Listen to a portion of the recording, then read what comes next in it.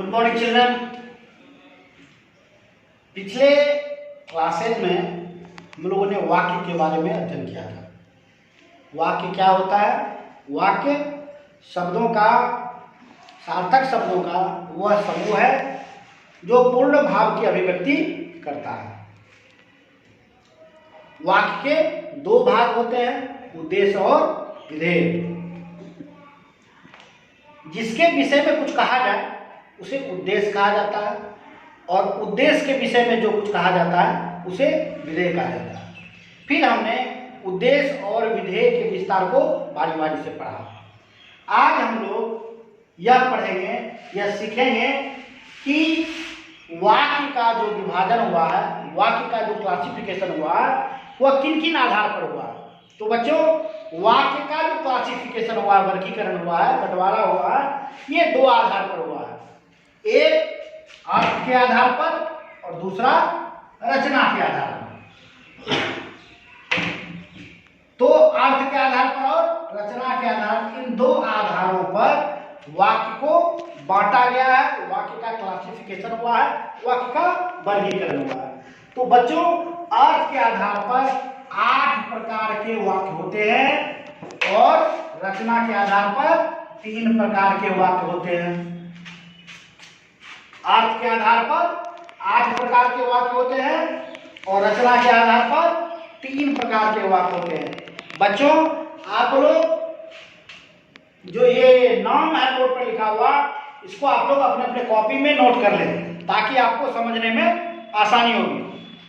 तो अर्थ के आधार पर सबसे पहले हम लोग चर्चा करेंगे। अर्थ के आधार पर तो सबसे पहला क्रम इसमें है, इनके जो 8 भेद हैं, 8 प्रकार हैं, उन 8 प्रकार का नाम याद रखना। आप लोग कॉपी में नोट करेंगे। सबसे पहला है विधानवाचक वाक्य। ये जो बंटवारा है अर्थ के आधार पर है। 2 आधारों पर वाक्य का बंटवारा हुआ है, अर्थ के आधार पर और रचना के आधार पर, रचना या बनावट। अर्थ के आधार पर 8 प्रकार के वाक्य होते हैं, जिसमें सबसे पहला है विधानवाचक वाक्य। कौन सा वाक्य? विधानवाचक वाक्य। बच्चों, विधानवाचक वाक्य क्या होता है? ये एक साधारण वाक्य है जिसमें सामान्य रूप से कोई बात कही जाती है, सामान्य रूप से क्रिया के होने का पता चलता है। ये साधारण या सामान्य विधानवाचक वाक्य कहे जाते हैं। विधानवाचक वाक्य क्या होता है कि जिन वाक्यों में क्रिया के करने या होने की सूचना मिलती है, जिन वाक्यों में क्रिया के होने की सूचना मिलती है या होने का ज्ञान मिलता है, वो क्या कहलाता है? विधानवाचक वाक्य। वह पढ़ता है, या एक विधानवाचक वाक्य है, वह पढ़ता है, विधानवाचक वाक्य है। या मोहन स्कूल जा रहा है, या एक विधानवाचक वाक्य का क्या है? उदाहरण है। दूसरा है निषेधवाचक। निषेध का मतलब क्या होता है? नकारना, वर्जित। निषेध माने वर्जित, अर्थात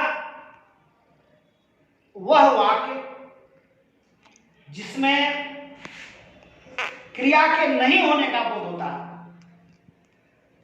क्रिया के नहीं होने का बोध होता है, उसको क्या कहता है? निषेधवाचक वाक्य कहा जाता है। जैसे वह नहीं पढ़ता है, इसमें देखिए पढ़ना क्रिया, वह पढ़ता है और हम इसको क्या कह रहे हैं? वह नहीं पढ़ता, यानी पढ़ने का भाव निषेध है यहाँ। इसलिए इस तरह के वाक्य को क्या कहा जाता है? निषेधवाचक वाक्य।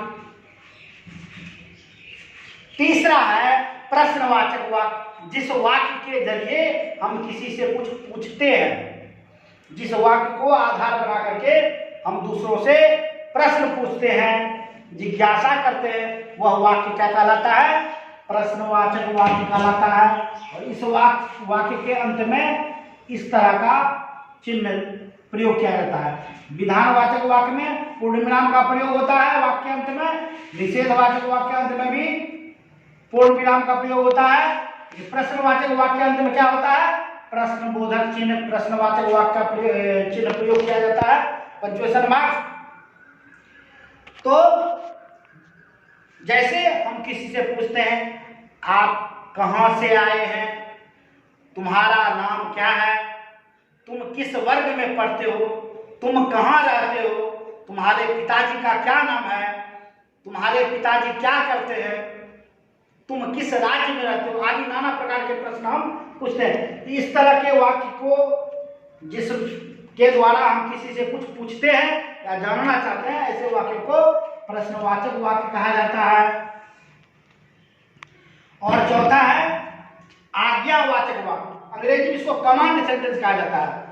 जिस वाक्य के द्वारा हम किसी को ऑर्डर या आदेश देते हैं, आज्ञा देते हैं, कुछ करने के लिए आदेश देते हैं, उसको कहा जाता है आज्ञावाचक वाक्य। जैसे वहां जाओ, गो देयर, वहां जाओ, यानी हम किसी दूसरे आदमी को वहां जाने के लिए बोलते हैं।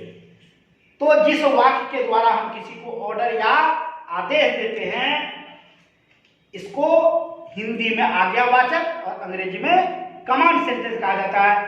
कम हियर, यहाँ आओ, उठो, बैठो, ये सब आज्ञावाचक वाक्य के उदाहरण हैं। और ये जो चार बचे हैं, विस्मयवाचक, संदेहवाचक, इच्छावाचक और संकेतवाचक, अगले वीडियोज में, अगले लाइव क्लासेज में हम इन चारों के बारे में बारी बारी से फिर अध्ययन करेंगे। आज के लिए इतना ही, धन्यवाद।